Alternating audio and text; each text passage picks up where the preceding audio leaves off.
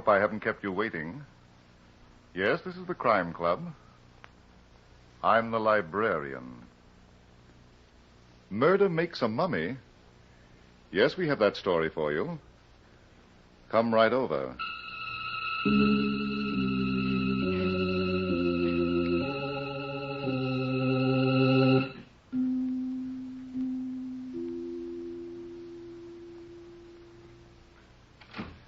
Ah, you're here. Good.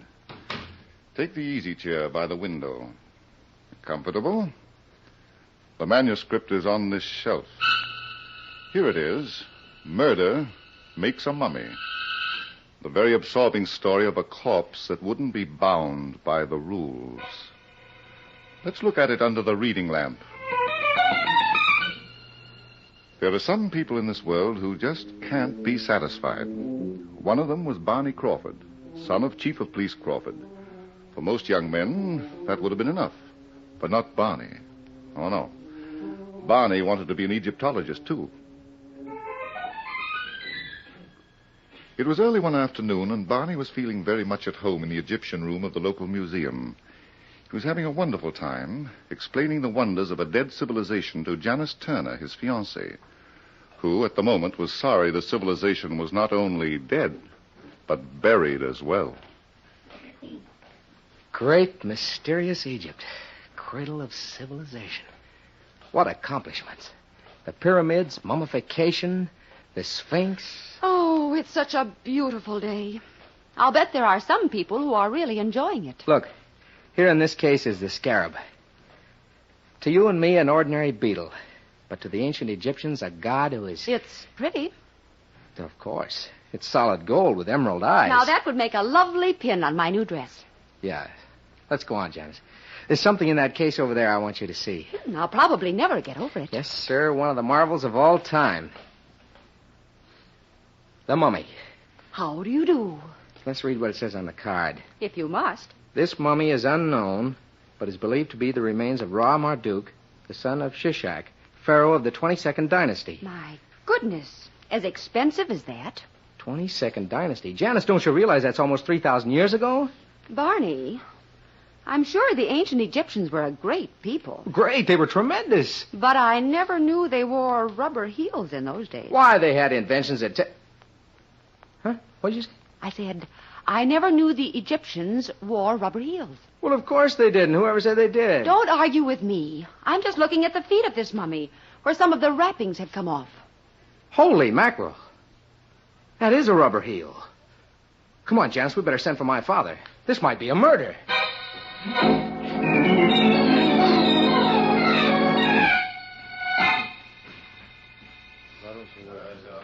And that's the whole story, Dad. We were all right until Janice noticed the wrappings that had come loose. And there, as big as life, Chief Crawford, was a black shoe with a rubber heel staring me in the face. We'll soon find out who it belongs to.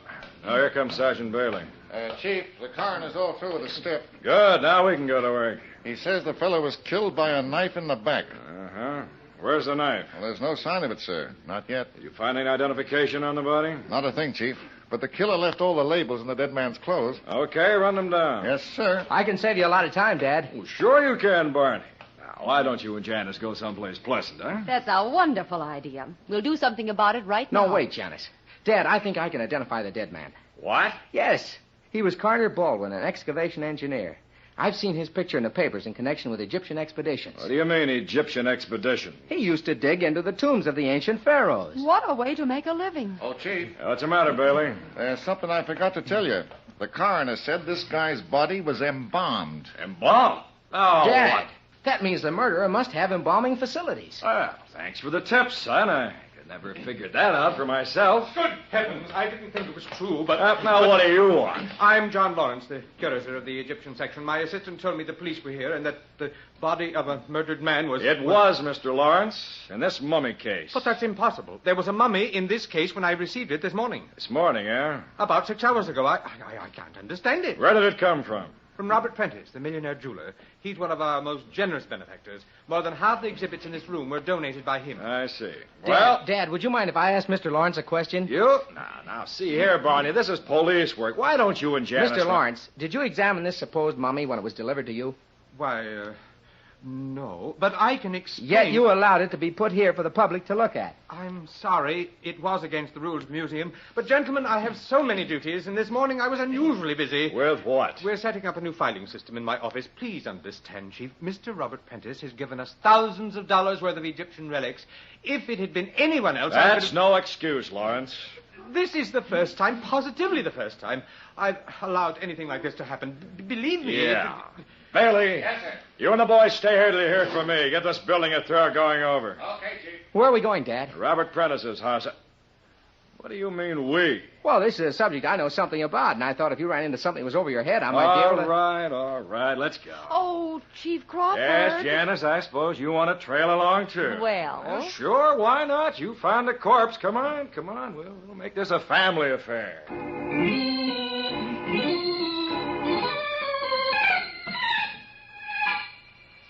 Now, wait a minute, Mr. Prentice. Relax for a minute. How can I, Chief Crawford? Think of my position.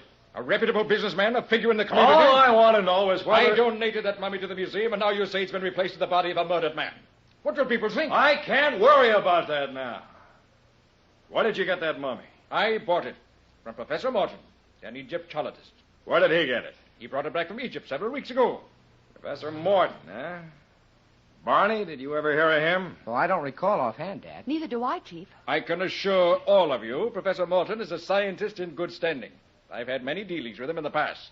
I don't doubt it. But about this mummy, what proof have you got that you bought him? I'll show it to you. It's right here at my desk. A bill of sale signed by Professor Morton. Would you like to see it? I think so. One sarcophagus. Period 1000 to 900 B.C. Dad, is that all it says?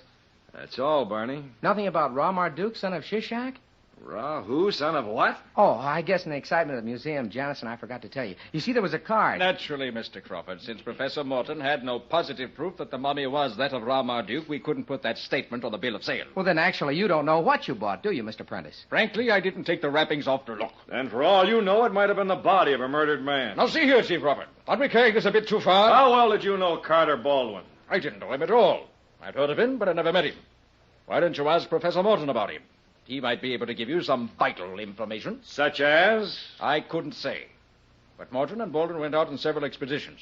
There was a close professional relationship. The kind that might lead to murder? One never knows what will lead to murder. Yes. But Professor Morton never impressed me as a man of violent moods. We'll see. All right, Mr. Prentice, I'm sorry we bothered you. No trouble at all. Anything I can do to help. We'll let you know. Come on, kids, we're going for another ride. Let's hope this thing doesn't turn out to be a merry-go-round.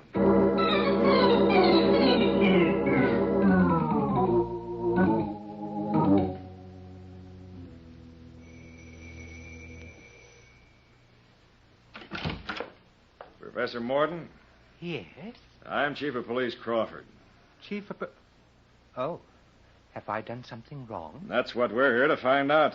And, these people? My son, Barney Crawford. How do you do, sir? And I'm Janice Turner. I'm so glad to meet you. Come in, please, won't you?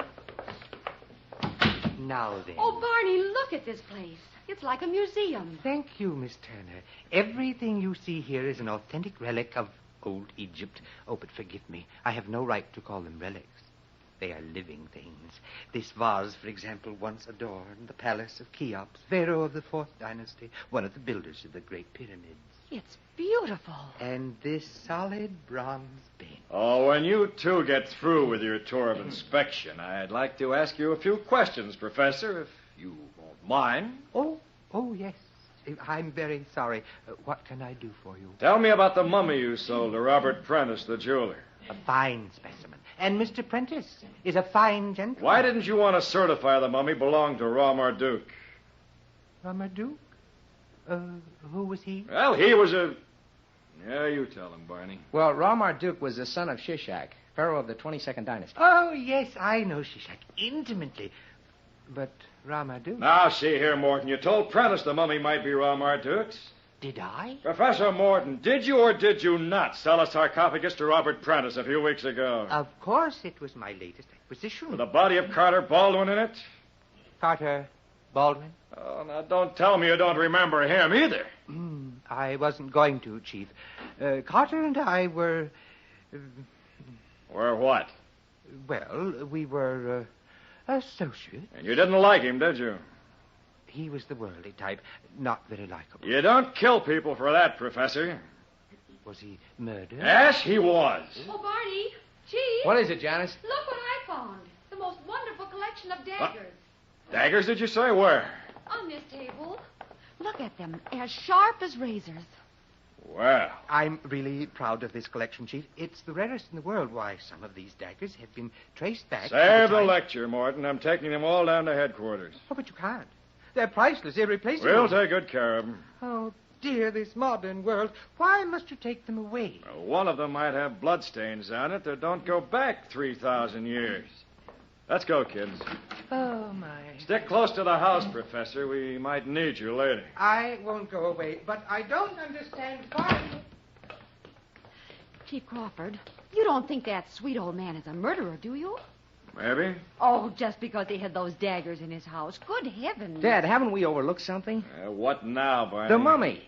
Well, what about it? Carter Baldwin was found in a mummy case. Now, where's the mummy that was in that case when Robert Prentice gave it to the museum? Where? Yes. How do we know Morton didn't substitute the body of Carter Baldwin for the mummy before he sold it to Robert Prentice? Barney, I don't believe it. What do you think, Dad? You mean Prentice gave it to the museum without knowing what was in it? That's right. Yeah. On the other hand, how do we know the switch wasn't made by John Lawrence, the curator? That's what I say. Lawrence was in the best position to do it. And if you ask me... Yeah, Lawrence was the last stop on the line for that sarcophagus. Why didn't he check it before he put it in a room for public exhibits? He didn't have to. He knew what was under those wrappings. Uh-huh. I'm going back to the museum for a talk with that curator. Dad, would you mind if Janice and I didn't go? Oh, that would be a pleasure, Barney. You call me at headquarters later. I'll give you a first-hand report. Now, Barney Crawford. Janice, I wonder if Morton might have an extra mummy lying around. Shall we go back and ask him? No, dear. We'll go forward towards the back of the house and look for a cellar door.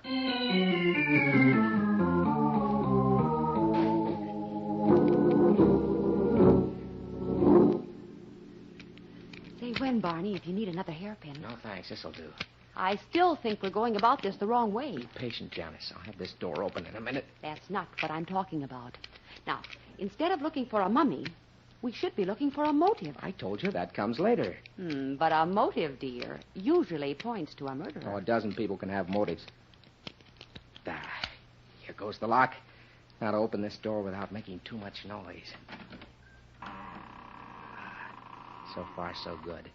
Let's get down those steps. Now, you go first. I'll close the door after me. Oh, where are you? It's pitch black in here. Wait a minute. I'll get my cigarette lighter. How's that? It gives light, but very little comfort. Here, take my arm. We've got a lot of exploring to do. Ooh, this is the eeriest cellar I've ever seen. Just walls and corridors. Pretty queer for a private house. Well, we've got no right to expect anything else. Professor Morton is an Egyptologist. There's an open door, Janice. Let's see what's in that room. But that doesn't make him a murderer. Why, that sweet old man must cry every time he accidentally steps on a bug. Oh! Barney! What's the matter? Look, those animals all over the room. Oh, those. They won't bite you. They're only bronze figures. There's some cats. There's a bull. Over there on the shelf, some falcons. That bull's the fiercest looking thing I ever saw. And in this light... Barney, what's the idea of the menagerie? Well, the ancient Egyptians worshipped these animals as gods. They must be priceless. I wish they were somewhere else. Here's what I'm looking for. What? All those mummy cases. One of them might contain... Wait a minute. Barney, why did you blow out the light? Listen.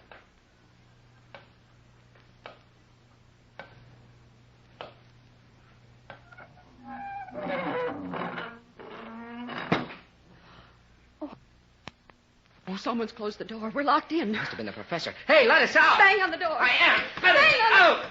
on the door, Barney. I don't hear you doing it. I am. Yes. Oh, I'm afraid it's useless. What do you mean? Well, the door's made of solid stone. Here, wait till I light my lighter again. Yeah. And look at the walls. All stone. Just like the inside of an ancient Egyptian tomb. I'm thrilled. What are we going to do? I don't know. It looks like I've outsmarted the two of us. But good.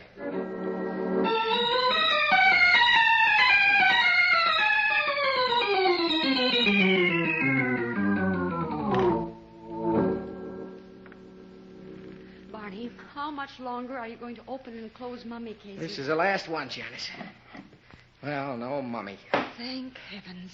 All I need now is a mummy to cheer me up. You know, your father should have arrested that Professor Morton. Oh, have you changed your mind about him? Barney, what do you think he'll do with us? I don't know.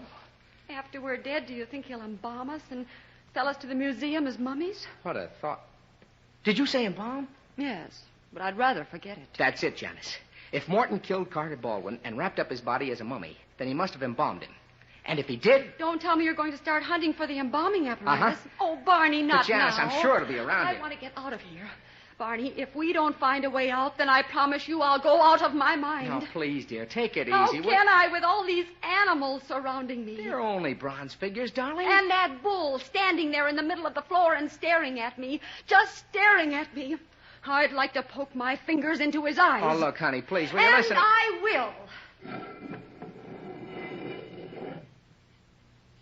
What? What was that? I don't know. I'm afraid to look. Janice, you darling. You touched the spring in the bull's eye, and the wall opened. Does that mean we're free? It means something. Let's see.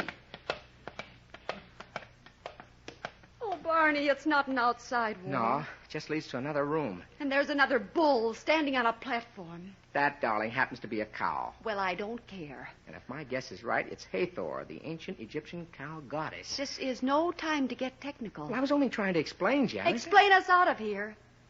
Is this room a solid vault, too? Seems to be. And it's outfitted like an ancient sacrificial chamber. Sacrificial? Oh, Barney. Janice, come on. What are you going to do? Walk us through a solid wall? I'm going to poke my fingers into the cow's eyes. Maybe the same magic will work twice. Oh, sure. Just like in the movies. Barney. It's open. Now, let's not stop to admire the scenery. Oh, I never thought a hole in the wall would be so beautiful. Say, there's a flight of steps. Yes, up to the professor's living quarters. Dear Professor, how I'd love to wrap him up. All right, but take it easy. We may have to take him by surprise. Nothing would give me greater pleasure. Yes. And I hope we scare the pyramids out of him. We'll have to be very careful now. You think he might have a gun? Maybe. Is he there? I don't see him. Let's not get frisky. He might be in one of the other rooms. What's that? Only the telephone. Let's get outside, Janice. The professor should be coming in here to answer it.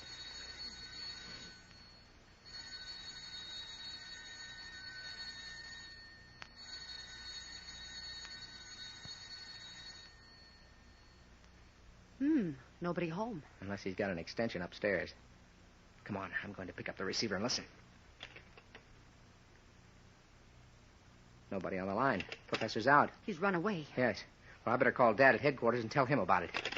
And while you're giving him an earful, tell him how that sweet old man locked us in an airtight vault and left us to suffocate. I'll give him a full report. Hello, police headquarters? Chief Crawford, please. This is his son. Oh? Yeah, I'll try him there. Thank you. Goodbye. Well, Dad's still at the museum. then that's where we're going.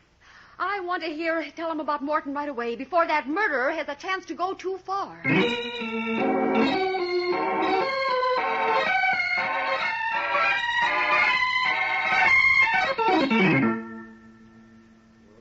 Hey, Bailey! Bailey! Yes, sir. What are you standing around for? I told you to turn this place upside down to get every man working. Oh, Dad! Huh? Well, what do you want, Barney? I tried to get you at headquarters. He got away. John Lawrence got away. Slipped right through my fingers. Wait till we tell you what we've been Not through. now, Janice, please. What about Lawrence, Dad? Well, we got here right after closing time. That curator was not in his office, so we decided to look here in the Egyptian room. And, of course, you... Yeah, there he was with his nose stuck halfway into one of those mummy cases. He took one look at me, dropped the lid, ran out of the room on the other side. We haven't been able to find him since. What about the missing mummy, Dad? That, too. We've searched this building from roof to cellar. Every mummy case that's supposed to be empty, every closet, the boiler room, we Now we even checked the furnace. But no mummy. I see. Bailey! Get headquarters on the phone. Tell them to send out a nationwide alarm. I'll get this guy Lawrence if it's the last thing I do. Ooh, your pop's really in a huff. Well, we should have told him about Morton anyway. Come on, Janice. We've got things to do. What kind? It's 9 o'clock and the public library closes at 10. We'll have to hurry. What are we going to do at the public library? What are we going to do? Some reading, of course.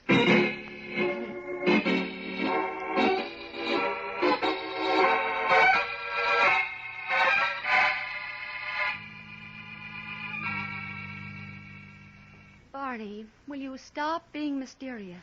Now, why did you drag me all the way here and to the section with the dustiest books? Here it is. What? A history of the pharaohs. Oh, no.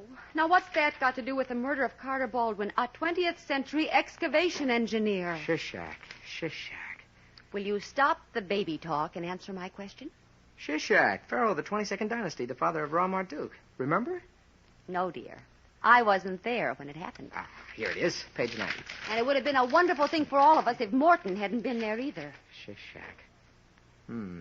Shishak. Ra Marduk. Oh, what names to hand down from father to son. Boy, how those people must have hated each other. Janice, we've been chasing all over town for nothing. Shishak never had a son by the name of Ra Marduk. Someone pulled a fast one on the museum by sticking a phony label on the mummy Robert Prentice donated. Professor Morton. Janice, you are absolutely the cleverest girl I've ever known. No, he tells me. Remember how you argued with me about looking for a motive instead of a mummy? I'll never forget it. Why, you were right. That's what we should have done from the start. Come on. Wonderful. Where are we rushing to now? To the home of Carter Baldwin, the murdered man. I'd like to poke into his private papers, if they're still around.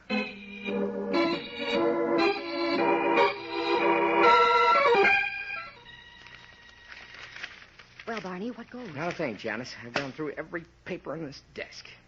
Baldwin may have had other hiding places.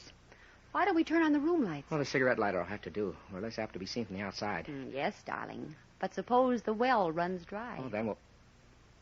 what's this? Discover it? This book on the table. The Great Jewel Robbery. Barney, you're not going to read it now. No, dear. I did that once before, some time ago. It's very interesting, and I think it solves our case. Barney, you sure you're all right? I'm perfect. This book tells me all I want to know about the murderer and his motive. I knew it. Too much Egyptology. Listen, I'll tell you the story. It's about a band of thieves that became very rich, plundering the tombs of the Egyptian pharaohs. You know, a lot of those tombs are studded with emeralds, rubies, and other precious stones worth millions. Go on. I'm beginning to see what you mean. Well, legally, those stones belong to the Egyptian government, and excavators are duty-bound to turn them over to the authorities. But this gang smuggled the stones out of the country. Yes. Then, posing as Egyptologists, they transported the mummies and other contents of the tombs and either sold them or donated them to museums. Was Carter Baldwin mixed up in that kind of Well, a he racket? might have been.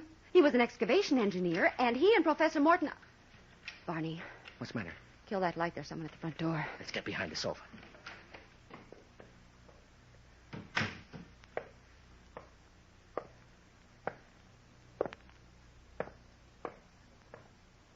Stand as you are. What? Don't turn around. And don't turn off that flashlight or we'll shoot. I see here. Put your hands over your head. That's a good boy. Keep him covered, boys. I'm going to frisk him. Yeah, just as I thought. A gun. All right, Janice, you can put the room lights on. Janice. Just keep facing that wall. I'll tell you when to turn around. Now, Why, it's Robert Prentice.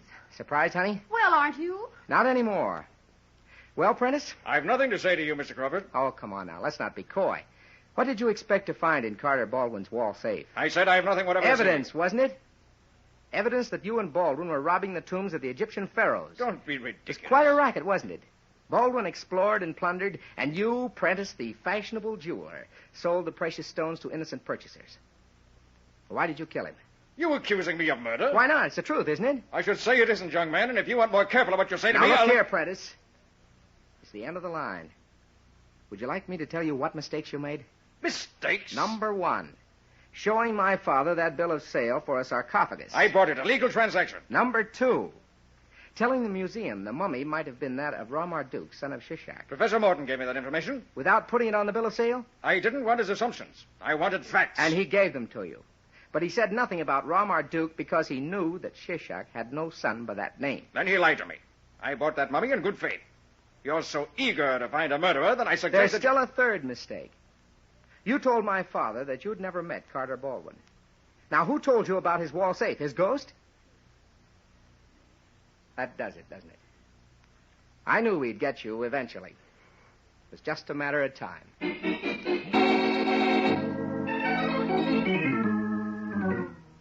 Well, Janice, Prentice just made a full confession to Dad. Is it worth listening to, Barney? Well, that depends on if you care.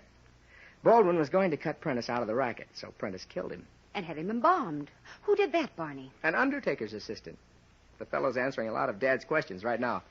But, Barney, why did Morton lock us in that vault? Well, he didn't know we were there. He went out of the house and simply closed the door to his storeroom, and we just happened to be in it, that's all. And it would have been that's all for both of us if I hadn't made a bullseye. Or if I hadn't made a cow's eye. I'm going to ignore that, Barney. But what about John Lawrence, the curator? Well, I knew he was innocent the minute Dad told me what Lawrence was doing in the Egyptian room. He was looking into a mummy case, wasn't he? Yes, and obviously he was looking for the missing mummy. Now, if he'd been the murderer... He'd have known where he'd hidden the mummy, of course. No, dear. He'd have known there'd never been a mummy. What?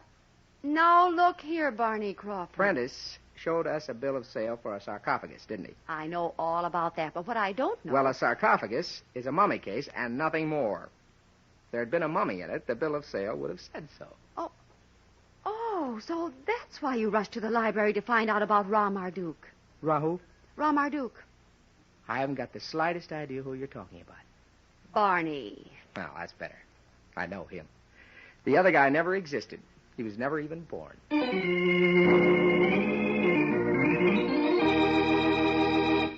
And so closes tonight's story, Murder Makes a Mummy. Stedman Coles wrote the radio script. Jock McGregor produced and directed for Roger Bauer. Tonight's cast included Lawson Zerby as Barney Crawford, Jane Harvin as Janice Turner, Al Hodge was Chief Crawford, Lon Clark was Robert Prentice, and Ted Osborne played Professor Morton. Oh, I beg your pardon. Hello, I hope I haven't kept you waiting. Yes, this is the Crime Club. I'm the librarian. Yes, come over a week from tonight. Good. We have the very exciting story of a vacancy that was filled by death. It's called Murder Rents a Room by Sarah Elizabeth Mason. In the meantime? Well, in the meantime, there is a new Crime Club book available this week and every week at bookstores everywhere. Yes, it's available now. Fine. And we'll look for you next week.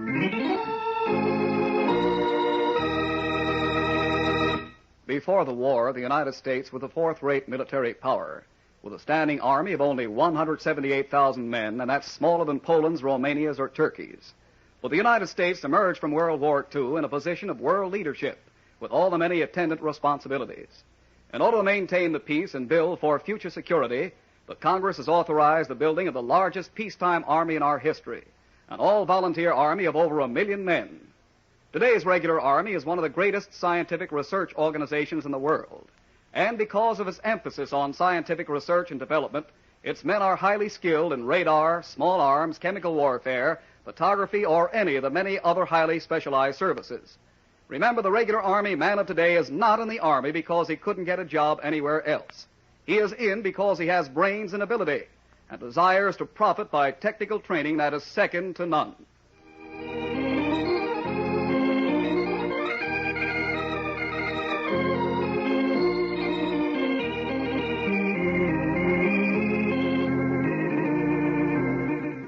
This program came from New York. This is the Mutual Broadcasting System.